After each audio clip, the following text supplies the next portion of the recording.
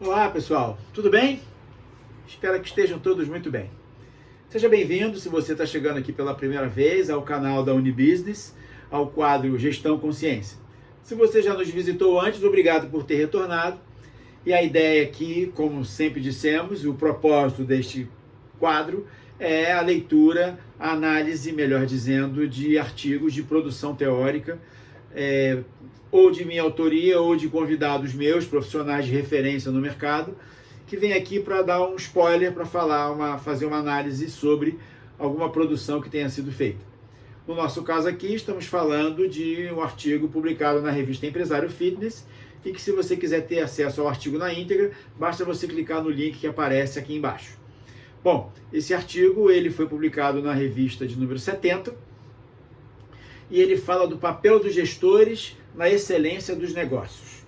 Na verdade, a gente conversa no artigo, exatamente eu começo abordando, é de minha autoria, eu começo falando sobre a inconsistência da nossa formação profissional, profissionais de educação física, atuantes no segmento fitness e wellness, da inconsistência dessa formação, da nossa capacitação para as dimensões que precisam, que demandam saberes para o exercício do papel de gestor. E quando eu falo de gestor, eu não estou falando só do empresário, eu estou falando do empresário, do empreendedor, do profissional autônomo, do treinador personalizado, daquele que tem um box de crossfit, um centro de dança, um centro de lutas, uma atividade outdoor, uma empresa de prestação de serviços ao ar livre, uma iniciação esportiva, enfim, projetos sociais, projetos extracurriculares. Eu estou falando de pessoas que têm que empreender num negócio seu, tenha ele ou não colaboradores, mas que demanda, sim, um olhar para além do operacional. Bom, a nossa formação ela é excepcional e todas as diretrizes, todas as orientações dos órgãos reguladores, né, MEC, tudo isso, eles dão muita ênfase, e os cursos e os currículos são montados assim, para uma capacitação na atividade operacional, e não há nada de errado nisso. Se temos a intenção apenas de agir de forma operacional, executando, temos que saber como é que faz, como prescreve, avalia, como mede, como é que orienta, atende. Tudo isso que está dentro do conteúdo da nossa formação é absolutamente relevante. E isso podemos dizer que está em alta, bem sintonizado com o que há de produção científica, com o que há de produção teórica, de conteúdo, de conhecimento. Ok. Mas para a atividade do gestor, para que o gestor exerça o seu papel contribuindo para a excelência do negócio, ele precisa entender não só do negócio, ele precisa entender de negócios. Entender de negócio passa por conhecimentos na área da gestão. E eu estou falando na área da gestão sob o ponto de vista do relacionamento entre pessoas, da gestão de talentos, de processos de recrutamento, de seleção, de avaliação de desempenho, de gestão do negócio mesmo, de visão estratégica, de análise de cenários. E isso é muito pouco ou quase nada abordado na nossa formação. Da mesma forma que, ainda que sejamos um curso na área da saúde, na área da educação, onde a matéria-prima de tudo isso são pessoas, muito pouco fala-se na formação, durante a nossa formação, sobre a dimensão pessoal, sobre a pessoalidade da prestação do serviço e do consumo do serviço. Quando eu falo da prestação e do consumo, eu falo da relação de consumo que se estabelece entre um profissional de educação física, independente da área que ele atue, e um consumidor, que ele deseja que se transforme em um cliente.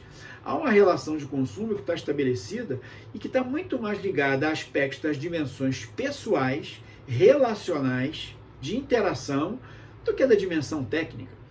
E isso também é abordado de forma muito simples, eu diria muito frágil ainda. Então, muito da parte operacional, pouco ou quase nada da área de gestão, pouco sobre pessoas, relações interpessoais, a dinâmica das pessoas, como é que isso acontece, e em relação a negócios, entender negócios, finanças, né? Imagina que você pensa em empreender um negócio próprio, de uma hora para outra você vai lidar com situações, vai lidar com realidades, com contextos e com demandas, para as quais a gente não foi preparado, desde a parte de orçamento, finanças, processo de recrutar, selecionar, toda a legislação trabalhista, direito do consumidor, e só para falar de algumas que são assim mais emergentes e que me ocorrem agora, que são áreas onde nós também temos uma fragilidade muito intensa na formação.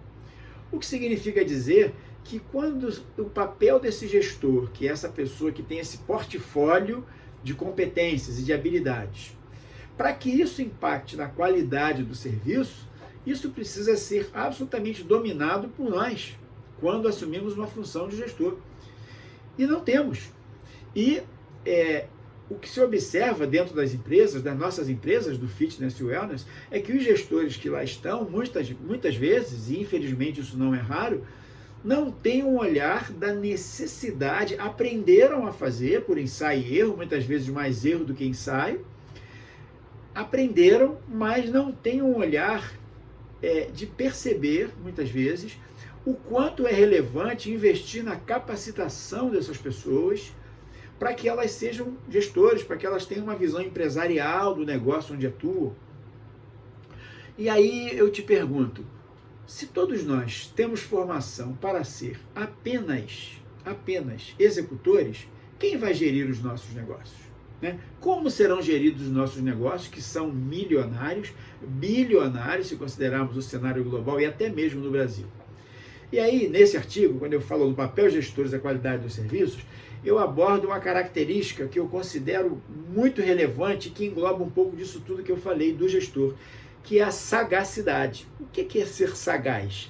É ter esse olhar, é estar antenado, é saber que mesmo não tendo sido preparado para isso, se quero prosperidade no meu negócio, preciso estar antenado, preciso estar conectado, para fazer com que meus pares, com que meus colaboradores, com que meus subordinados tenham esse olhar empresarial, tenham essa capacidade de perceber sutileza, estejam ouvindo o cliente, estejam prestando atenção na relação de consumo, estejam verificando qual é a qualidade da experiência que esse cliente está tendo no negócio.